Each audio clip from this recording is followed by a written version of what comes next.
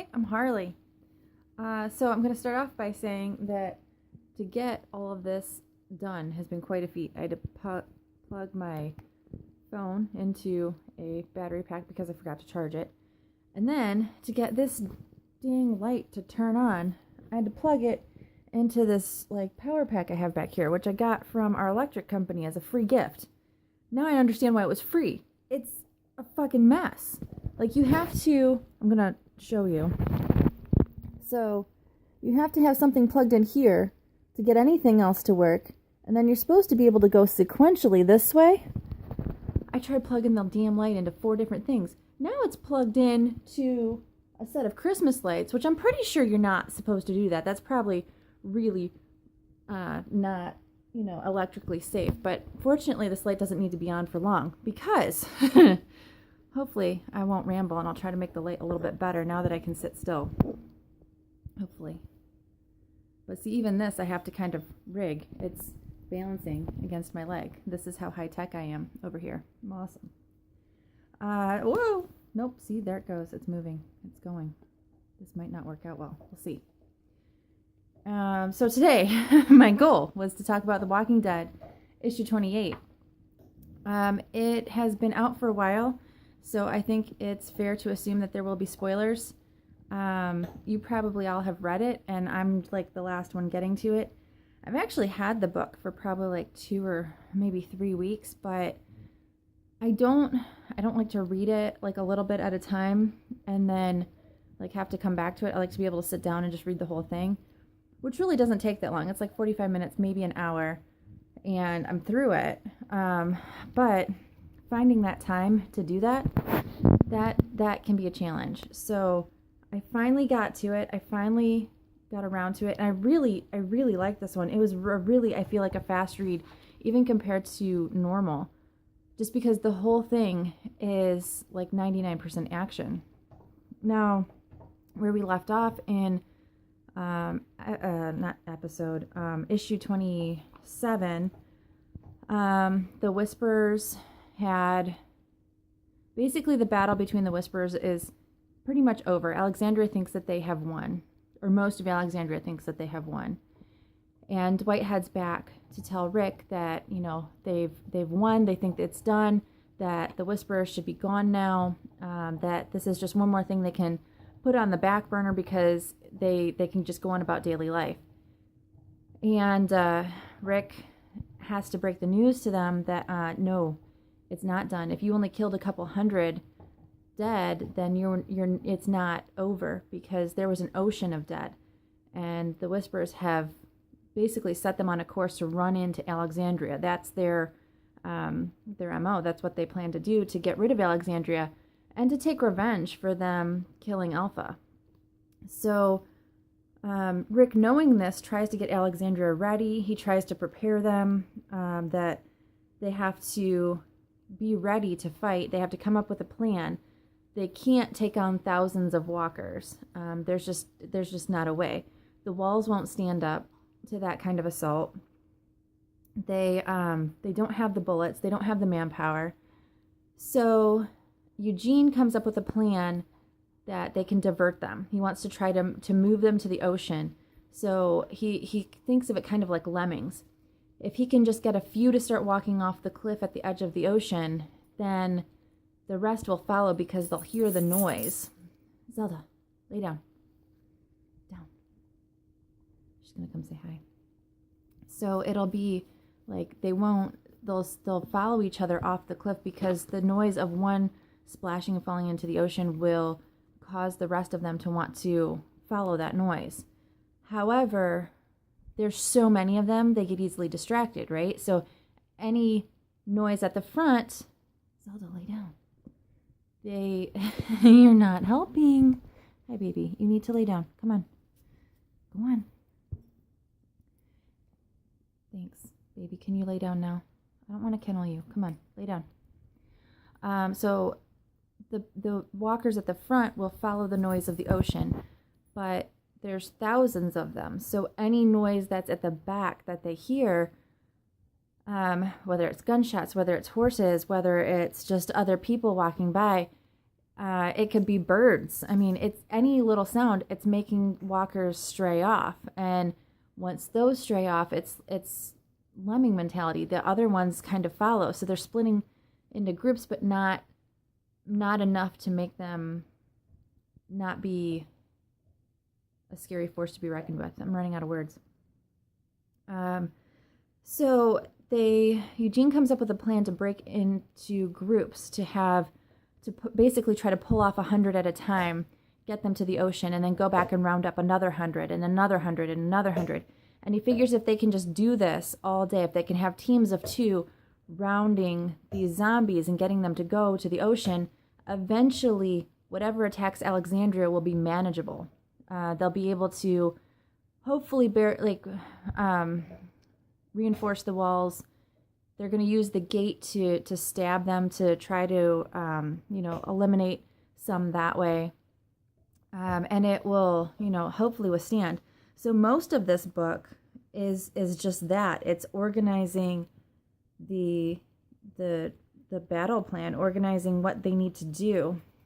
And at some point, Maggie shows up with some of the people from the hilltop, because as you'll remember, the hilltop was burned down. So she's going to tell Rick what happened and to help whoever she can help, and to, kind of get reinforcements. There's this network community now, so they need to network supplies to the hilltop because there's not a lot left now.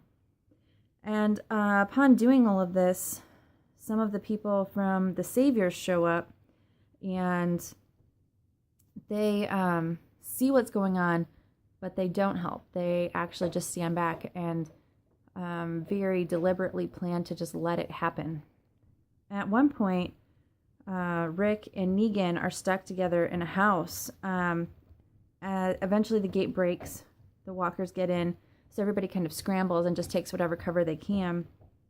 And Negan and Rick kind of have like an in-depth, like a deep heart-to-heart. Rick doesn't want to like Negan, he doesn't want to trust him, but Negan is kind of over and over proving that he really is here to help, that he really does want to be a part of this. He kind of has realized that he has no options.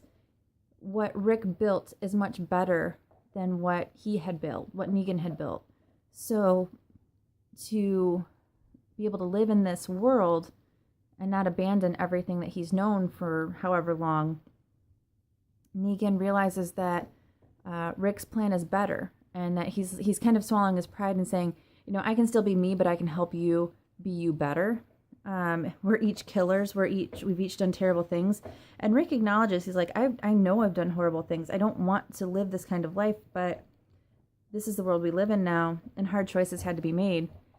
And Negan's pretty much saying the same thing. Yes, you're right. Hard choices did have to be made, and I made different ones. It doesn't mean that they were wrong or right, but they were just the choices I made at the time to protect the people that I wanted to protect, because so many people were not able to protect themselves. So many people have died along the way. So many people were too scared to do anything. And the two of them are very similar in that they are scared, but they're willing to stand up to that. They're willing to face their fears head on when a lot of people wouldn't. So they have like a kind of like a bonding moment, actually. So they get ahead of the attack after a while. It takes some doing. The Saviors do show up and kind of want to like lay down an ultimatum. We don't want to be a part of the network community. We don't want to do this. We don't want to do anything with you all.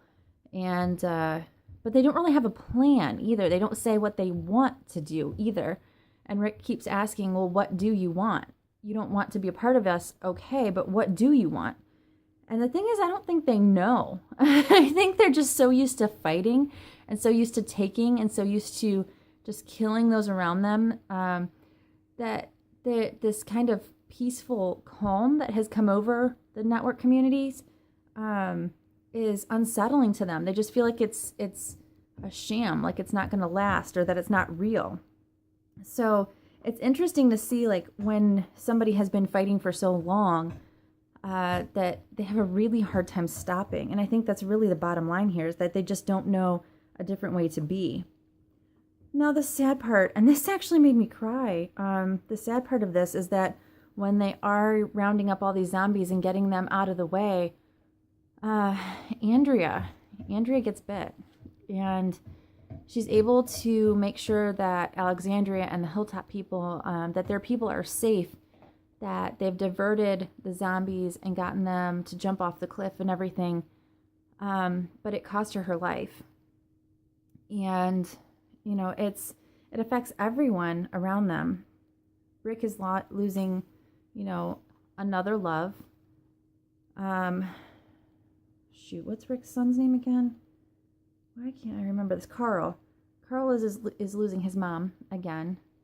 The Alexandria is losing a really valuable leader and soldier that has helped them all. So it's just really heartbreaking because she wants everyone to be strong. She wants them not to be sad. And that's really just not realistic. And they're able to do it for her for a while, but really it affects them all very, very deeply. And she has to kind of give Rick a pep talk, which is kind of, I was a little annoyed by that. Like, she has to talk him up while she's dying. She has to, like, make sure that he knows he needs to go on, that he can't give up because she's dying or she's going to be dead soon. And that he needs to keep fighting because Negan is right. They need a leader, and Rick is the leader that they need. And she knows that. And deep down, I think Rick knows that too. And I don't blame him for being tired. I mean, he's been doing this for years now. And it's got to be hard. But adulting is hard, even in normal life. And to be in this type of situation, it's got to be exhausting. You're making life or death decisions every day. So, I mean, I think there has to be some way for him to not step down, but just step back.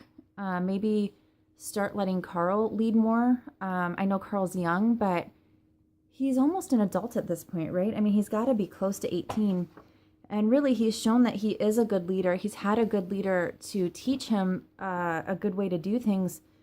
And it's fair for Rick to be tired, but he can't give up. It's not fair to what he's built. It's not fair to the people that he has led to just say, okay, guys, I'm out. I mean, you need to have a successor.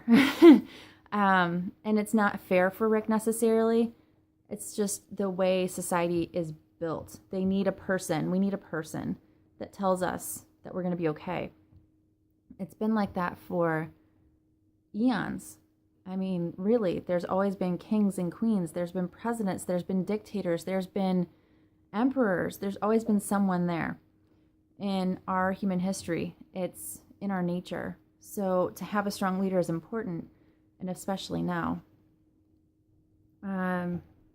So going forward, it's kind of just like the fallout of everything.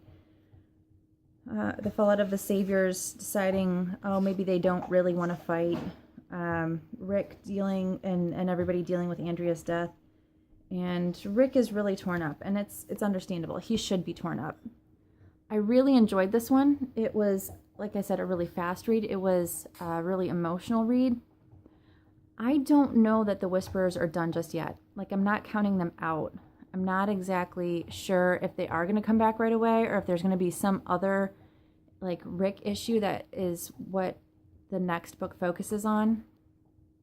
But I feel like in this type of world, there's always going to be some kind of really impactful, traumatic battle going on, whether it's with yourself or with the people you live with or just with a surrounding threat of a community threat.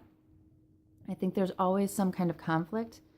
And I mean, in a story, that's what you're looking for, is the conflict and resolution. So I'm just really curious to see what the next one is going to be. Let me know what your thoughts are about it. Let me know how you feel, if you agree, if you disagree. I'd love to hear what you think in the comments. And I look forward to reading the next one soon. I looked up to see when the last one came out, and it was like 8 months ago. So I guess I'll be doing one of these every like 6 to 8 months. And I guess, we'll talk then. But let me know what you think. Give me a like. Give me a thumbs up. Make sure to check me out on Xbox. Look for me on Instagram. And tell your friends to subscribe. And if you are not a subscriber, you should. It's awesome. I have like 800 videos. There's tons of content. You should go watch it. So I hope you all are having a good night. I will talk to you real soon. Bye.